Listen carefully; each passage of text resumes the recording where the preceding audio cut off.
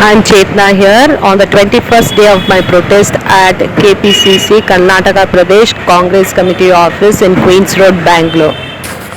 Yesterday, as I've told you, I spoke to Mr. D.K. Shivkumar, the Deputy Chief Minister of Karnataka, and he told he always is cordial in front of the cameras, which is always there. But I know him personally as well.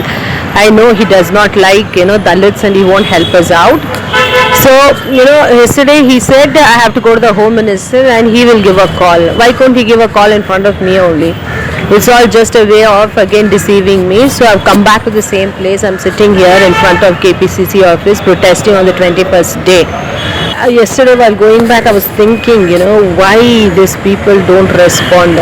Then I understood it's been like 5,000 years of, there's this stubborn mentality they have against the Dalits. So it's not going to go so easily, So I understood one thing, that this enemy is very, very strong. He comes out strong. When I say enemy, it's the mindset of the upper caste, which is seasoned for 5,000 years, and it is a very stubborn enemy. So I understood, if the enemy is stubborn, I'll have to be doubly stubborn. So there is no way I'm going to back out. I've come here again to protest on the 21st day of my protest in front of KPCC. I will not give up.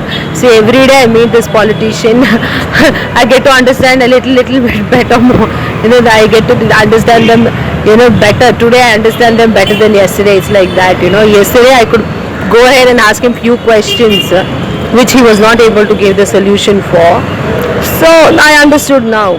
I have to be much better than questioning these people. I am not anyway scared of him. I'm not scared of any of the ministers because I have not committed any crime.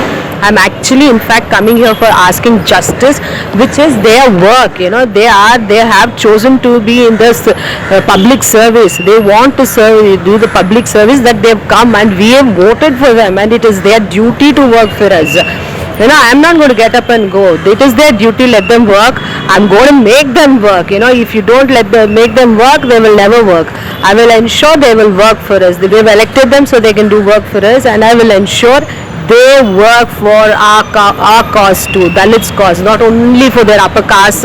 Whatever their priorities they will be granting. No, we Dalits have a serious issue in this country, and me being educated, I'm going through so much of trauma, and if I go back, then what is the purpose of education? What is the use of me being educated by my parents?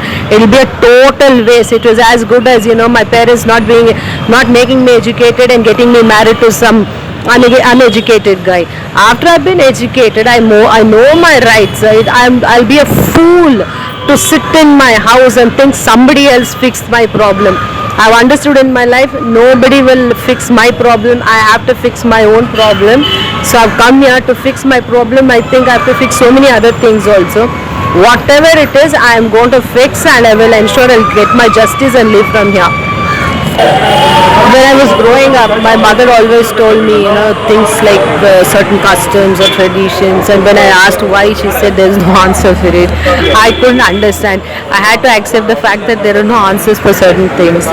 But as I started growing up, reading books, and I started watching some amazing programs, the real life programs and all, I understood there are answers for the questions we are asking in daily life. So that actually, helped me to quench my curiosity. I'm always a curious person. Whenever any kind of a problem, any situation arises, and even for a daily life, I want some kind of order or something like that, I always look into books. I always read books. I search for answers in books.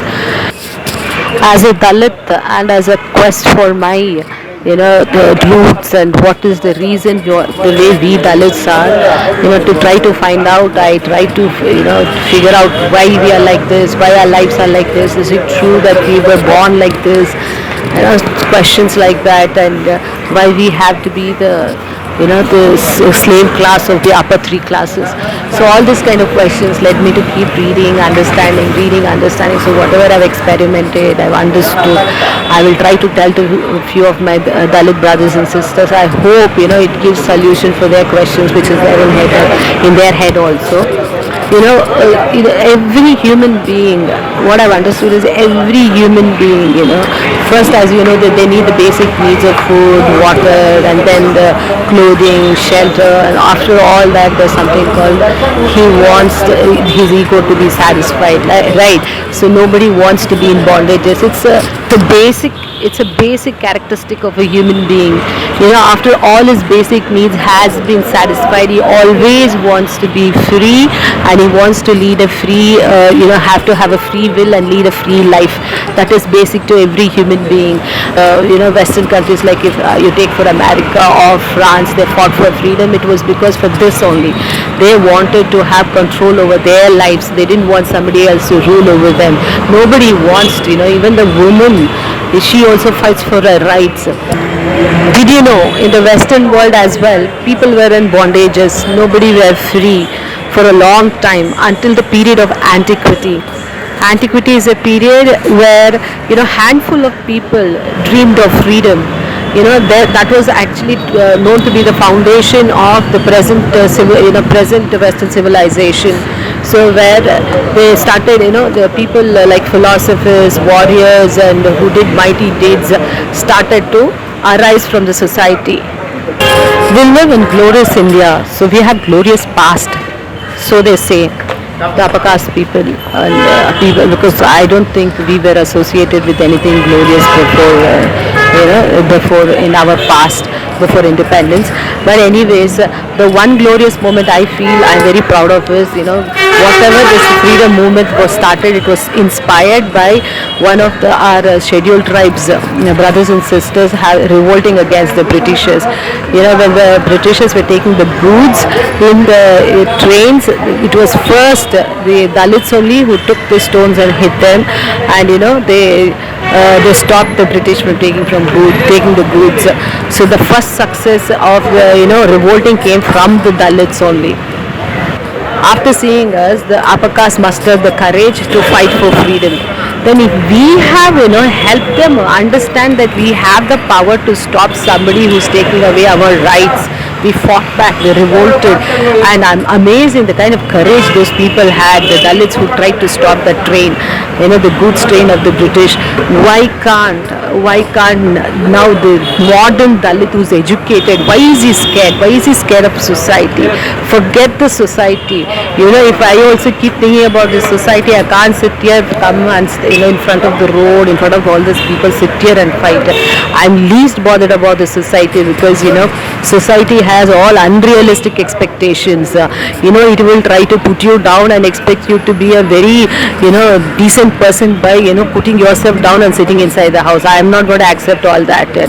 If it is a civilized society, it better start giving respect to each and every person in its community, in its society. If it's going to put some stupid rules over me, telling that this is how I have to live, if I have to be a decent person, this is how I have to live, if you have to be a good woman and all that thing, and which is all rubbish, I will not accept all that.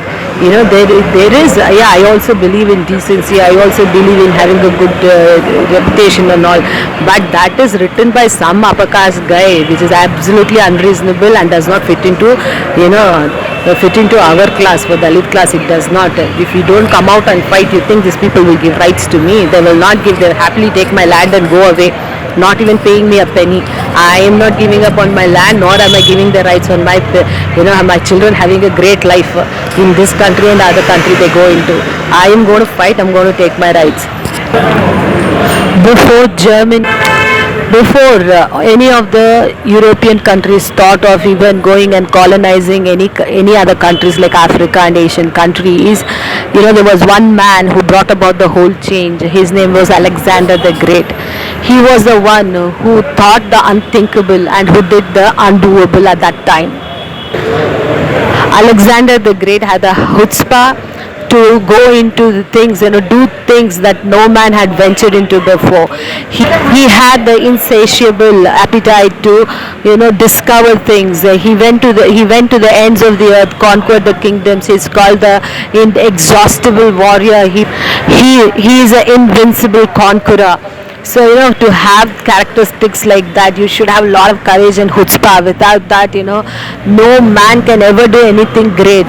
Like that only I'm telling you, we Dalit brothers and sisters, if we are scared of to be beaten up, that is inevitable. They're going to beat us up, they're going to shame us up, they're going to kill us also. If you do not take that as a cost that we have to pay for our freedom, and some people come forward and fight for our freedom. Until then, the next generation, our kids will be going through the torture that we are going through, the harassment we are going through. You want to go ahead and pass the same things that we are going through to our children. Is this right on our part to do that? If we are doing in this is a golden opportunity for us. This time is amazing. What the changes that are happening in the country is amazing. This is the time, to they say hit the iron when it is hot. So this is it. This is the time. It's very hot in the country. Lot of elections going on. I know the Dalits have to come together. This is the time where all the political parties are trying to have a foothold on this country. This is exact moment that we should take the chance, and we should come up together. To remove all the differences we have. To remove all the fear from your mind. Come together. This is the exact time that amazing time that we should get together, fight with these people. And we also, when they are trying to find their foothold in this country, this is absolutely the right time for us to come together, leave all the differences. We have a lot of differences. There should be one thing that should unite us, that for our children we have to fight, for our grandchildren we have to fight. If we don't stand up for today, they will never forgive us. Today is the right moment when all the political parties are trying to have a foothold on this country. They're trying to find their own spaces in this country. This is the time, opportunity for the Dalits to come together, ask, demand, fight. First you have to unite, then ask, demand, fight for the rights, stand up, make equality the reality. This is absolute the right moment for us. Now that I am fighting for my own right, but please kindly if you can all come together, join hands, we can all fight together. One lady, I think her name was Rosa Parks. Yeah, Rosa Parks, I think her name was, in civil rights movement, sparked the entire controversy, and she brought the whole black community together. They fought and they got the rights to travel in the buses free, without any discrimination. So why are we waiting? There are so many cases that were going on. See, the cases like Hathras is going on. These women are nothing but my own sisters. So let's not take it. I mean, though it is a tragedy, please take it as an opportunity to help other sisters who are going through the same kind of conditions.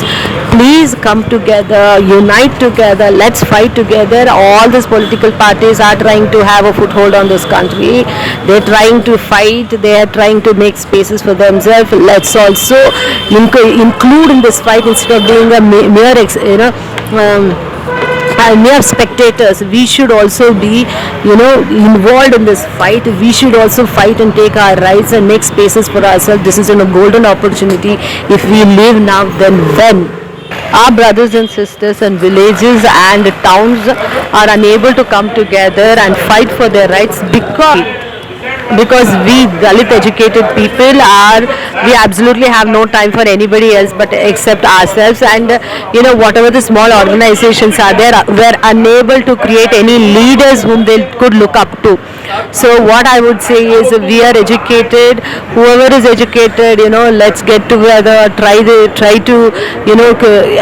to fight for our rights now and take our freedom and set an example, so that our people in the villages and towns also gain the confidence seeing us to fight for their rights. Like Baba Saheb Ambedkar, helped us get the SC/ST quotas. I have studied in SC/ST quotas, so after they're taking something from the community, which really helped me out, for my education and all. Let's try to give back something to this society as well. We all educated should try to do something from our end. I think this is what I can do. I am not going with the flow. I am not giving up on my rights. I am not giving up on my children's dreams. I am not giving up on my land. I am not giving up on my own right. I am sitting here. This is the part I am doing. kindly everyone, I really request you, please stand for our rights. You don't have to stand only with me, but even individually, if you start standing up strong and send the message in our community that we are standing up for our rights, it will make a lot of difference. Let's choose freedom, not because it's easy, but because it is hard for us, hard especially for us Dalit community people. It's hard, that's why we have to choose. And I will say, educated Dalits, please, we have to fight first, because it is hard. We are equipped, we are educated, we are equipped enough to fight for this battle. So we can take it up first initially, because when we set an example, our brothers and sisters will surely catch up with us, and it will become a huge movement. We have to do this. Now is the time. How do we dismantle this oppressive system? One step at a time. Mine is this step. I am not going to get up until I get justice, and I will take it. See how I'm utilizing my time here. I'm happy for what I am doing, because it is giving me a sense of purpose.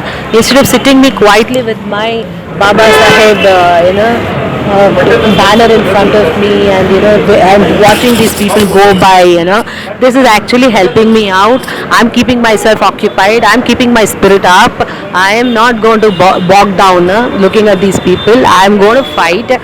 Before I leave, I'm going to sing this song for you, which was a song which was sung in civil rights movement by the African Americans. We shall overcome, we shall overcome, we shall overcome one day. It is someday. Oh, deep in my heart, I do believe we shall overcome one day.